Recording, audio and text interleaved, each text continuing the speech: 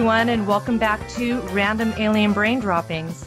I'm Suzanne Chancellor, and today's guest is someone, in my humble opinion, who's the most innovative, spiritual, and creative musicians of our time. And his voice of 1,000 Angels is unmistakable for that of the one and only Jon Anderson. Welcome to the show, Jon. Thank you very much for the lovely introduction. Oh, you're so deserving of it, let me tell you. To quote you from one of my most favorite songs of yours, The Revealing Science of God, I must have waited all my life for this moment, and I truly have. It's such a pleasure and an honor to have this conversation with you. I first listened to my very first Yes album in 1974, which was the album Relayer. And after being brought up in a family that listened to, Glenn Campbell and Engelbert Humperdinck and the Beatles, I don't know what it was that drew me to this incredible composition, but I was completely spellbound at 12 years old. And I don't know what it was about the music, but it spoke to my soul. And it wasn't necessarily the lyrics, but it was the tone of the music. And not only that, but the wonderful artwork of the album cover by Roger Dean. It really spoke to me. So I just wanted to ask you, Jon, based on your background, when you first started into the music business and when you were a kid, what inspired you to go so big? Well, I was very excited about music when I was about 2 or 3 years old. I used to listen to the radio quite a lot, and I listened to sort of classical music, modern dance music in the 40s, because my mom and dad, they're ballroom dance people. They loved dancing. So music was around me all the time. And as I grew up, I just became more amazed how music was created. I think when I would listen to, in those days, I would listen to Elgar, a famous English composer, and wondered how he created that music. And then I think by the time I was 20, 21, the Beatles were happening like crazy in the 60s, and their inventiveness just confused me more than anything. How could they come up with such great music? And I listened a lot at that time to the popular classics, which were sort of Holst, The Planet Suite, and New World Symphony, Dvorak, and Tchaikovsky. And then, all of a sudden, I started listening to Stravinsky. And that was when I started to believe that if I was going to be in a band, I wanted to do things like this. I wanted to do crazy, wild, wonderful music. And make music that was more like an adventure rather than, I went through that period in London. I was trying to get a gig. I've been in a band for 5 years up to that time and left the band because they wouldn't rehearse. And I was so excited about music, modern music. So I found myself in London looking for a gig, looking for a band. And that's when I met Chris Squire. So we started Yes together. And there I was working with musicians that were very flexible. They were very interested in doing long-form structured pieces of music.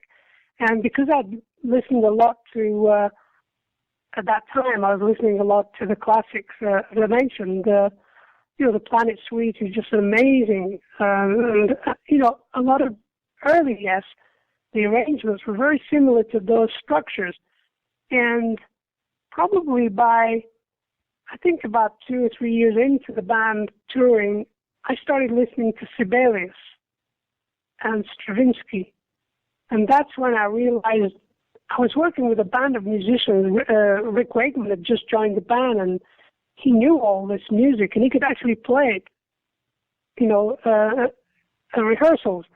And that's how we got into designing longer form pieces of music. It was like when Yes first started, I thought we were a bit too old to be pop stars anyway. Kind of crazy. And from that moment, it was a question of working with musicians that were interested in pushing the envelope, if you like, musical envelope. And that's what we did all the way through the 70s. We just had the best time because there were no boundaries. And like there you were, 12 years old, buying Relayer. And as far as I knew, when I created music with the band, all I thought about was what it would sound like on stage and the performance and what we could take the audience on a journey. And Relayer is, it's a pretty dark piece of music, and then at the end it comes very light. Soon, oh, soon the light, So in a way, that's how it sort of evolved, Right. Well, I think it's really interesting that you were obviously very drawn to that, I think, also when you were quite younger. And it's so wonderful that these quality musicians basically fell in your lap. Maybe the universe provided that for you at that moment to have that same vision that you and Chris did. And obviously with Rick Wakeman, I mean, my goodness, I mean, he is, the end all be all of the most amazing keyboardist that there ever was, in my humble opinion. But I don't think that there are that many bands that had that vision that have stood the test of time like Yes has. So that is really saying something about where this is really coming from. Well, in some ways, I think, like you said, the musical gods were with us. And when I do my solo show, I do a couple of songs from Topographic Ocean, sort of dedicating it to the people, the fans that stayed with the band through those turbulent mid sort of 70s time, where, record companies just wanted you to make more roundabouts and more fragile albums. And the more they asked, the more I decided I didn't want to do them. I think it was just being progressive and aggressive at the same time, that I just wanted to do music as an adventure. And we actually, as I would say to friends, talk about the evolving of band. Yes, we had to go through the topographic times, Close to the Edge, Gates of Delirium to get to Awaken. Because if you get the chance to listen to Awaken, without thinking about what it is, just listen to it. It's a very, very purely honest, magical piece of music. Really and is. It's got nothing to do with radio, making money, or anything. It's just a great piece of music, and I feel so grateful and thankful that I was able to be part of that experience. And I'm really thankful and grateful, and I think that I can speak for all of us Yes fans that you did push the boundaries there. And I know that I myself have gone to a concert where the whole concert basically consisted of maybe 3 songs, and I was so elated that you actually went there and pleased the ones that were there for that very reason. So thank you for that. But one of the things that I wanted to talk to you about today is I've been doing some research on certain musicians who felt they've had divine intervention while composing their music. And I came across an interview where you stated that music and art came from the Pleiades. And I'm very curious as to what made you come to this conclusion. Well, the idea was very simple. Where does music come from? Where does it evolve from? And if you listen to the birds singing and the music of the earth and how the human experience evolved through millions of years into where we are now, that music had to come from somewhere, the sort of the dream part of music, and most art, theater, dance, every kind of art, there's a dream part to it, the sort of link to the universe, if you like. There's a link to the divine in all music, in all dance, in all art. And I just felt, and I'd see the Seven Sisters almost every night where I lived in those days. And I always wondered what they were called, and I found out they were called the Pleiades. And it's these 7 beautiful stars that are there every night. And it just seemed logical for me. That's where everything comes from, this sort of beautiful connection with our divine consciousness, musically, artistically, and so on. And it might have been written somewhere, and I just read it somewhere in the book, or maybe not, I don't know. But I just thought, it just feels natural that music and art just came to us as a gift, to keep us connected to the divine. I know it's written in some scriptures that the soul, would never move without music. And I think that's a beautiful sort of idea. That is a really beautiful idea. And you said something about the dreams, coming to you. Maybe have you ever woken up from a night's sleep or had a dream or meditation and had a song just like appear in your lap out of nowhere? Yeah, I wrote a song. This is, it happens all the time actually, but I remember vividly in 71, around that time, I woke in the middle of the night. I always kept a cassette machine next to the bed, and I just sang this song into the cassette machine. We're actually on tour, and I sang this song, and I put the tape away and I forgot about it for a couple of years, and then I found it, and I listened to what I was singing, and it was word for word exactly correct. I didn't have to change anything. The words were pure and correct. And Wow. It's a song I called Or, O-R, with a sort of apostrophe. And it's on a record somewhere, O'er the green mountains and o'er the green valleys. I walked through the country and felt me an age. A people so strong needing peace for so long, the homelands lie broken.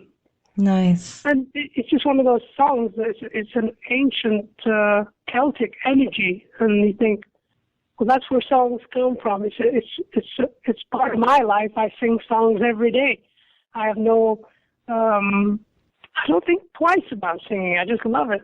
I think it's wonderful. I know that you should be doing that because your voice is just amazing and very, like I said before, very unmistakable.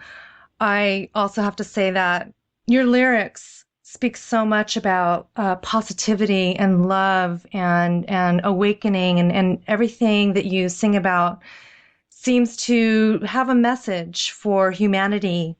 And I feel very strongly that that's the way that we should be heading. And I think that you do too. That being said, do you ever feel like you've been given a divine message that you need to share with us via your music and maybe to change the vibration of the earth? Well, I think we all are. We're all connected as one, and each and every one of us has a way of expressing themselves and being honest about their appeal and love of life. And to express that in a song or in lyric is just the way I do it. Almost every day I'll see something on the internet, a painting. Somebody just sent me an amazing short video of this guy who took a photograph of these birds on some wires, and there were 5 wires, so the birds were sort of in place just like a musical notes. So he did a composition on where they were sitting, and the composition is magic.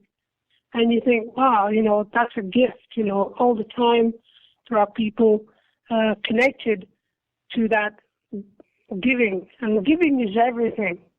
And I've learned that over the years. And to be able to sing and write lyrics the way I do, it's just a natural event. I don't really contemplate too much about it because I think that would lose the simplicity of what I'm trying to say.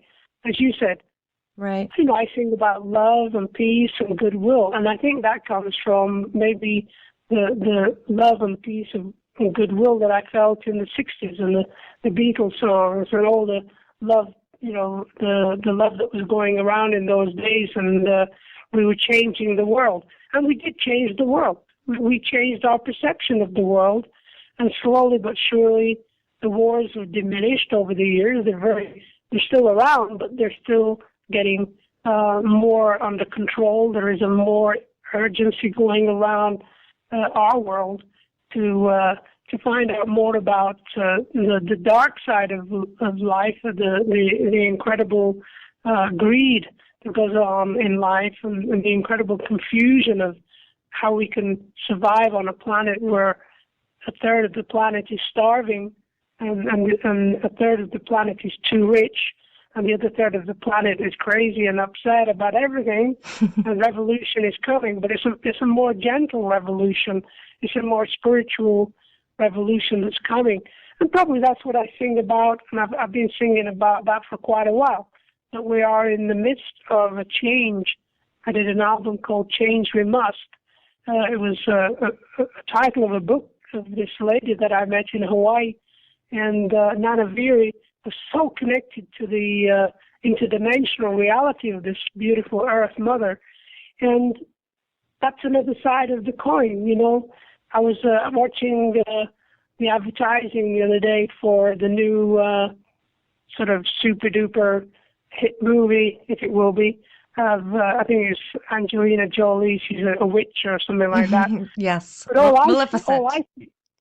all I see is the beautiful artwork we're doing now with the computer, explaining how fairies look and interdimensional reality is coming, and they're coming through the use of computer animation. The storyline is the same old storyline. I'm not interested in that, but I love the visuals. It's the same with Avatar. We're going through an incredible period of time where we're actually going to be seeing 3D without glasses very soon, and we're going to be seeing more art through visual experiences that are going to raise our consciousness. It's a logical step to take rather than keep repeating the same story over and over again. So that's where we're going. I think eventually the right sort of film director is going to come through, but he's going to need $1 billion to make the movie. But what the heck, money's not really the point. But he's going to make something that will change our consciousness, just like, you know, Spielberg did that with the Third Encounters of the whatever that was. You remember? Yeah, Close Encounters of the Third Kind. That's the one. Yes. And yes. you know, these things came, and they weren't about war.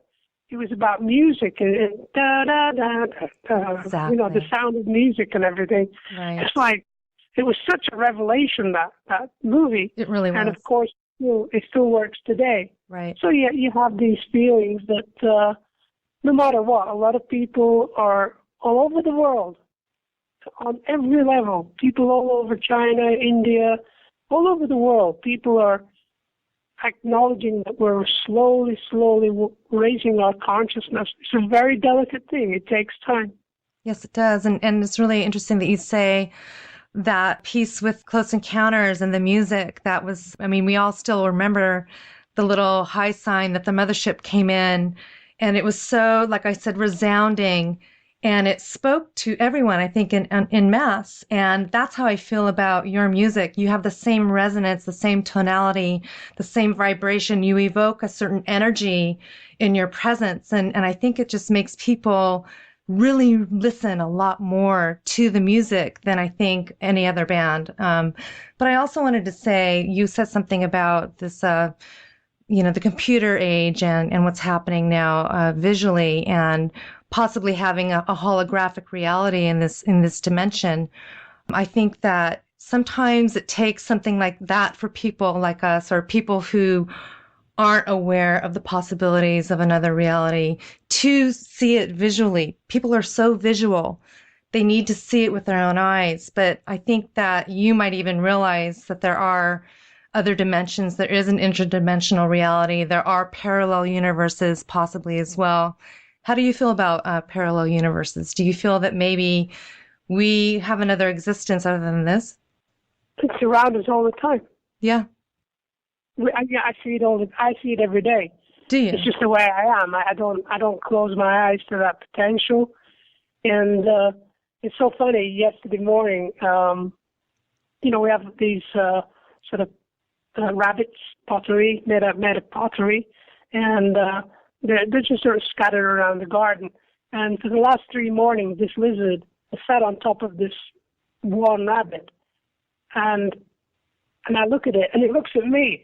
But for 3 days running, it sits on top of the head of this rabbit, and I just looked at it yesterday, and it didn't run away. It just looked at me for a while, and then it skipped away, and that was it. And I just thought, boy, oh boy, that's such a connection, you know, on so many levels. Right. And it's a very tiny, you know, it's a tiny little creature, but it didn't run away. It just looked at me, and I looked at it, and, you know, whatever we had a little connection. And people say, John, stop hugging the trees. Oh, my goodness. You know, I just think, you know, there's more to life than we know, and that's why we live. I love it. To find these things. I love that you hug trees. I am so into nature. I moved from California. I live in Rhode Island now. And the nature here is just so different than the West Coast. And I, like you, love the animals. And I've had a few birds that I've spoken to, and I've got beautiful trees in my yard. I take pictures every day. We're all connected. And so the fact that you would For have a sure. connection makes absolute Yeah. perfect sense to me. So don't think it's silly. No, no, no. I don't think at all. But I know some people are going to say, "Oh, there he goes." It's like Rick Wakeman's probably got the best joke about me ever. He says this in his stage show because he does a lot of sort of stand up as well as his music. He said, "Jon Anderson is the only guy he knows trying to save this planet while living on another one," He's which is awesome. beautiful. No, it's perfect. And Yep. also, there's so much when you think about things, when you're just really conscious and aware and living in the moment, there's so much synchronicity that happens all around you. And I was listening to an interview that you had done, and you were actually in Denmark and you were on tour and you felt a little down in the dumps and you didn't know why. And you were just feeling that you weren't reaching maybe the audience that you really wanted to. You felt like you were going around in circles. And you told a lovely story about going to look for an amulet while I don't know if you were Well, still in yeah, Denmark. yeah, Could you share that yeah. story with the listeners? Because it's so beautiful. Well, that morning, as I said, we did a show in Copenhagen, and there were a lot of older people there. I thought we're not reaching the young people. We're not reaching as many people as I would love. You always think that you want to reach as many people as possible. And we were flying to Sweden, so I went to the airport, and I was looking for something to wear on stage, like an amulet around my neck and stuff. So I went into this store, a little tiny store in a very small airport.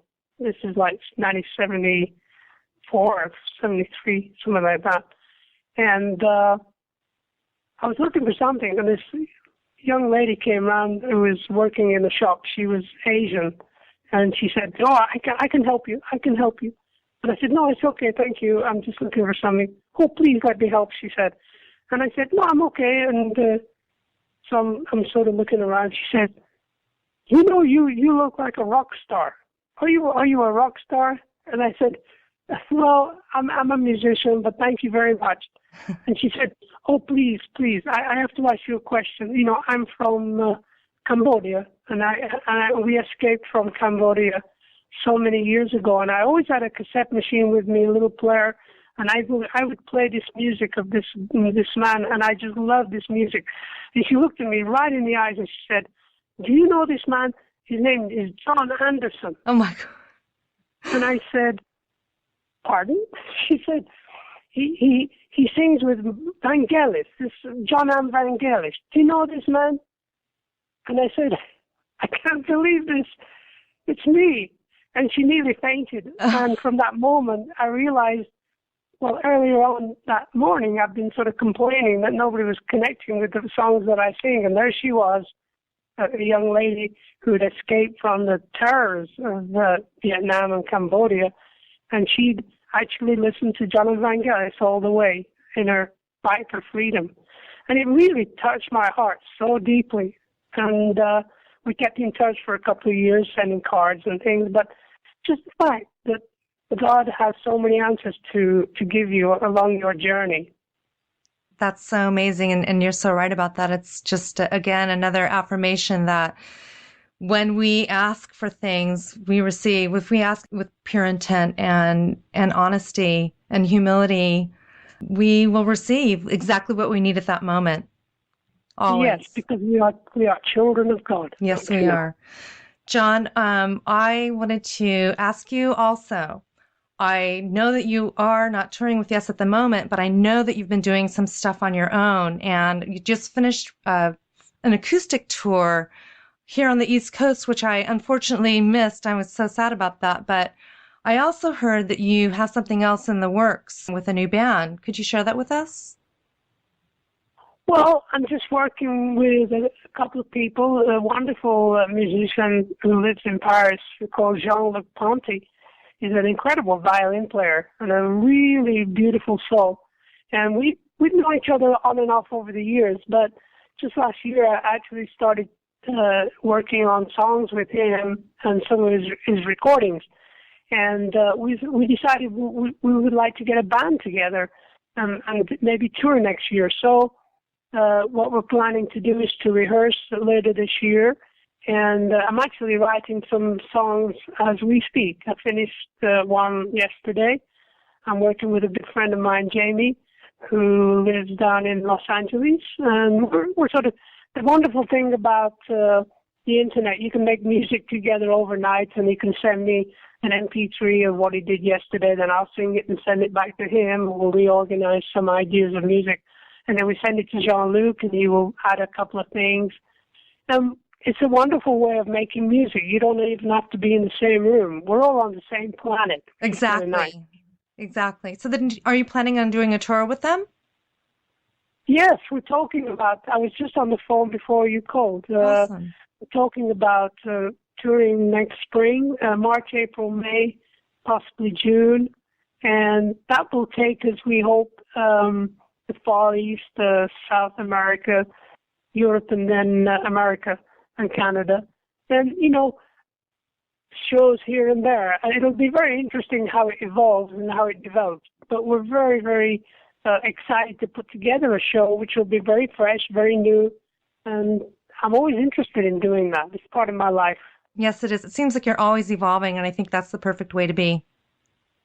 Yeah. Excellent. As you say, the musical gods will help along the way. Definitely. Well, Jon, I just wanted to thank you for joining us today at Random Alien Brain Droppings. If you have anything that you would like to say to the people out there who are fans, as far as any words of wisdom that you'd like to share? No, I just want to wish everybody a wonderful day, and living in the now is very important. The past is gone and the future hasn't come yet, so live in the moment and enjoy life and enjoy the experience as much as you can of life. And there are so many wonderful things out there, and I wish you well. Thank you so much. And be good people. Yeah, of course. Thank you, Jon.